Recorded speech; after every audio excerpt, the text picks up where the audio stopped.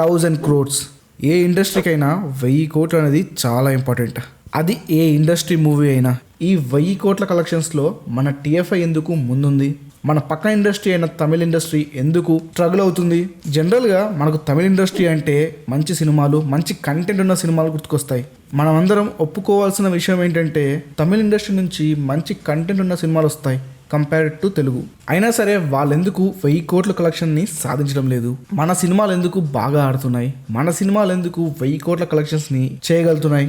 In ఫ్యూచర్లో అయినా తమిళ సినిమాలు 1000 కోట్లని సాధిస్తాయా? ఆ 1000 కోట్లు కొట్టే ఆ తమిళ సినిమాలు ఏంటి? ఇదంతా కాదు, మన టీఎఫ్ఐ ప్రజెంట్ ఇండియాని రూల్ చేస్తుంది. ఇంటర్నేషనల్ సినిమాని రూల్ చేస్తుంది. ఈ కాంపిటీషన్లో తమిళ సినిమా మనకేమైనా పోటీ ఇస్తుందా? ఇవన్నీ ఈ వీడియోలో మాట్లాడుకుందాం. ఇంకా మీరు మన ఛానల్ ఐఈటీని సబ్స్క్రైబ్ చేయకపోతే ఇప్పుడే ఈ నిమిషమే సబ్స్క్రైబ్ చేయండి. అలా చేస్తేనే మన మధ్యనున్న ఈ సినిమా బాండ్ అనేది స్ట్రాంగ్ అవుతుంది. అలానే మమ్మల్ని మీరు ఎంకరేజ్ చేసినట్టు ఉంటుంది. ఇంకా ఎందుకు లేటు, సబ్స్క్రైబ్ చేసేయండి. బోలెడు కబుర్లు ఉన్నాయి మీకోసం. ఈ వీడియోకి 500 లైక్స్ టార్గెట్ ఇస్తున్నాను, కొట్టేయండి గాయస్. టార్గెట్ అచీవ్ అయితే ఇలాంటి బెస్ట్ కంటెంట్ వీడియోస్ ఇంకెన్నో మా నుంచి మీ దగ్గరకు వస్తాయి. సో మర్చిపోకు బిగిలో లైక్ కొట్టాయి. సరే, అడుక్కోవడం అయిపోయింది, డైరెక్ట్ మ్యాటర్లోకి వెళ్దాం. ఎందుకు తమిళ సినిమాలు పాన్ ఇండియన్ వైడ్గా ఆడడం లేదు? ఇది పెద్ద క్వశ్చన్ మార్క్ తమిళ ఇండస్ట్రీకి, తమిళ ఆడియన్స్కి. తమిళ సినిమాలు ఎందుకు పాన్ ఇండియన్ వైడ్గా ఆడడం లేదో ఇంకా డీటెయిలింగ్గా మాట్లాడుకుందాం. Number 1, not impressive pan Indian products. ఒకసారి తమిళ ఇండస్ట్రీ నుంచి వచ్చిన పాన్ ఇండియన్ మూవీస్ని చూడండి. 2.0, పొన్నియిన్ సెల్వన్ సిరీస్, ఇంకా కొన్ని ఉన్నాయి. బట్ మేజర్గా తమిళ నుంచి వచ్చిన పాన్ ఇండియన్ మూవీస్ అంటే ఇవే. ఓవరాల్గా ఈ మూవీస్ అన్నిట్లో ఏ మూవీ కూడా ఆడియన్స్ని అంతగా ఆకట్టుకోలేదు. 2.0 అండ్ పొన్నియిన్ సెల్వన్ పార్ట్ 1 సోగా ఆడాయి. ఎక్కడో వాళ్ళు ఆడియన్స్ని ఇంప్రెస్ చేయడంలో ఫెయిల్ అవుతూ వస్తున్నారు. నేను ఇంకో విషయం గట్టిగా చెప్పగలను, తమిళ సినిమాల్లో కంటెంట్ లేదని కాదు, కానీ వాళ్ళు చూస్ చేసుకుంటున్న పాన్ ఇండియన్ మూవీస్ సరిగ్గా లేవు. ఇంకా పచ్చిగా చెప్పాలంటే వాళ్ళు కరెక్ట్ పాన్ ఇండియన్ మూవీ తోటి రావడం లేదు. వాళ్ళకున్న క్యాపబిలిటీకి, పొటెన్షియాలిటీకి మ్యాచ్ చేసే సినిమా ఇంతవరకు రాలేదు. అలా ఎలా అంటావు భయ్య అంటారా? దీనికి ఎగ్జాంపుల్స్ ఇస్తా. ఆఫ్టర్ 2.0, పొన్నియిన్ సెల్వన్ సిరీస్ తర్వాత ఇంకొన్ని పాన్ ఇండియన్ ప్రాజెక్ట్స్తో వచ్చారు వాళ్ళు. లియో, ఇండియన్ 2, గోట్, వెటయాన్ అండ్ రీసెంట్గా వచ్చిన కంగువా. దీంట్లో కొన్ని సినిమాలు బాగా ఆడాయి. అదే లియో నార్త్లో కూడా బాగా ఆడింది. ఇదొక్కటే పాజిటివ్ థింగ్, రిమైనింగ్ అన్నీ కూడా బొక్కలే. ఆ మధ్య వచ్చిన ఇండియన్ 2 ఎలా ఆడిందో మీ అందరికీ తెలుసు, నేను స్పెషల్గా చెప్పనక్కర్లేదు. ఇలాంటి ప్రొడక్ట్తో పాన్ ఇండియన్ మూవీ అంటే మెంగదెక్కడ? తాత వచ్చాడే చెప్పకుండా పోయాడే. ఈ తాత గురించి కాదు, ఈ తాత గురించి. ఏదో అనుకుని వస్తే అది ఇంకేదో అయింది. శంకర్ గారి బ్యాడ్ టైం. ఆ తర్వాత గోట్ సినిమాతో వచ్చిన అది కూడా సోగా ఆడింది. ఓన్లీ తమిళనాడులో మాత్రమే సేవ్ అయింది. ఇంకా వెట్టయాన్ గురించి మాట్లాడితే ఇది ఒక మంచి content cinema. I respect this movie, but pan Indian wide అయితే ఆడలేదు.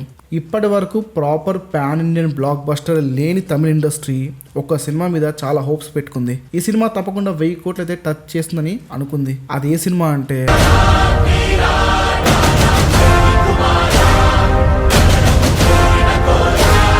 అదే కంగువాకి ప్రమోషన్స్ కూడా చాలా బాగా చేశారు. ఎక్కడో తెలియని హోప్ అయితే తమిళ ఆడియన్స్కి కంగువా మీద ఉండే. ఈసారి తప్పకుండా 1000 కోట్లు కొడతామని ఫిక్స్ అయిపోయారు మన తమిళ తంబీస్. బట్ మళ్ళీ ఎన్నో ఎక్స్పెక్టేషన్స్ వచ్చిన కంగువా అయితే అట్టర్ ఫ్లాప్ అయింది.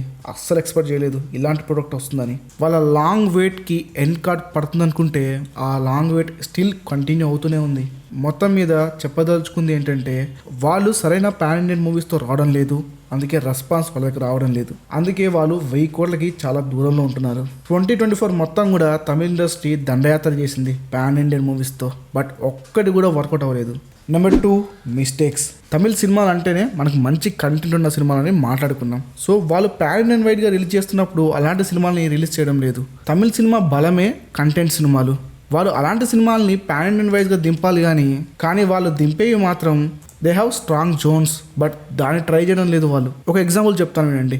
సత్యం సుందరం లాంటి కాన్సెప్ట్ సినిమాలు వాళ్ళు ట్రై చేస్తే వాళ్ళకి ఇంకా బెటర్ రిజల్ట్ వచ్చేది. కానీ వాళ్ళు ట్రై చేస్తూనే మాత్రం వీటికి ఆపోజిట్గా ఉంది. అరే అమిత్, ఇక థర్డ్ పాయింట్ గురించి మాట్లాడుకుందామా? ఇప్పుడు కాసేపు మన తెలుగు ఇండస్ట్రీ గురించి మాట్లాడుకుందాం. పాన్ ఇండియన్ సినిమాల్ని పుట్టించినోడు, సౌత్ ఫిలిం ఇండస్ట్రీకి దారి చూపించినోడు, ఇండియన్ ఫిలిం ఇండస్ట్రీకి వరం లాంటాడు, ఇంటర్నేషనల్ సినిమాకి వణుకు పుట్టించినోడు ఎవరు?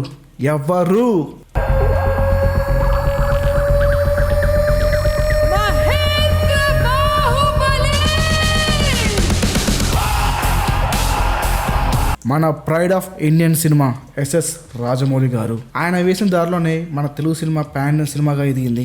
ఇప్పుడు ఈ విషయం ఎందుకు వచ్చిందంటే, ఒకసారి మీరు మన తెలుగు పాన్ ఇండియన్ సినిమాల్ని అబ్జర్వ్ చేయండి. రాజమౌళి గారు ఆయన ప్రొడక్ట్ని చాలా బాగా తీసి ఆయన అదే రేంజ్లో దాన్ని మార్కెటింగ్ చేస్తాడు. చాలామంది ఆడియన్స్ని థియేటర్ దాకా అయితే తీసుకొస్తాడు.